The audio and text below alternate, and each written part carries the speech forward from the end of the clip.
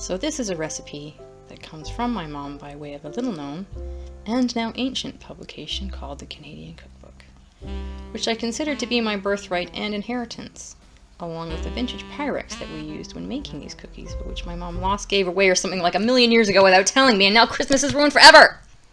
Just kidding. Love you, Mom! Anyways, we made these every Christmas, and they are a thin, crisp, spicy biscuit.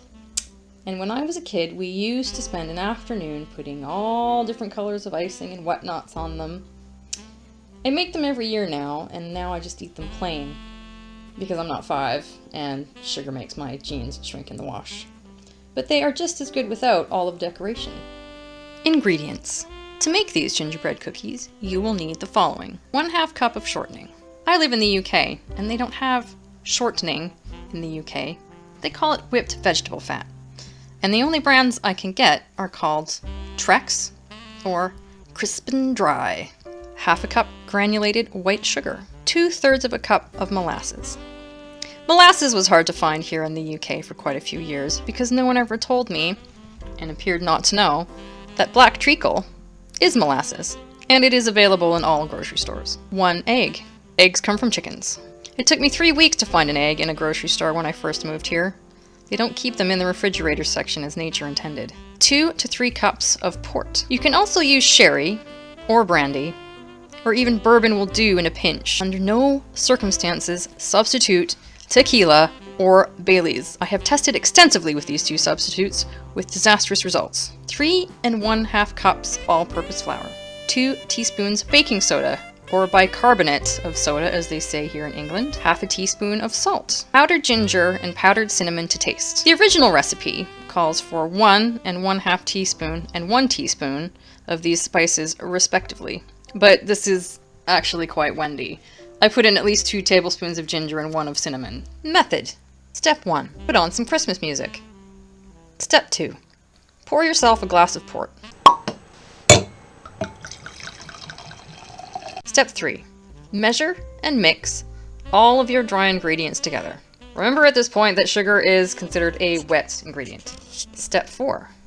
Melt and cool the shortening, either in the microwave or on a stovetop, and put it in the biggest mixing bowl you have. You will be adding the dry to the wet. Have a glass of port while you are waiting for that shortening to cool. You don't want to cook the egg when you mix it up. Step 5. Add the sugar, molasses, and egg to the cooled shortening and mix well. Step 6. Mix your dry into your wet about 1/2 cup at a time until you get a stiff dough. Step 7. You are now ready for another glass of port. That dough is pretty stiff and you deserve a break. Step 8. Divide the dough into 2 for easier handling and chill in the refrigerator. Step 9. Have some port while you wait for the dough to chill and wallow in the nostalgia of childhood Christmases past. Step 10. Roll half the dough out to about 1/4 inch thickness on a floured surface and use cookie cutters to cut into shapes. Step 11.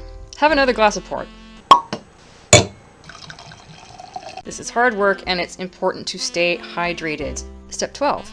Put the cutout shapes onto a lightly greased or parchment-lined cookie sheet and bake at 375 degrees Fahrenheit, that's about 190 Celsius, for 10 to 12 minutes. Try not to get drunk and distracted by Pinterest.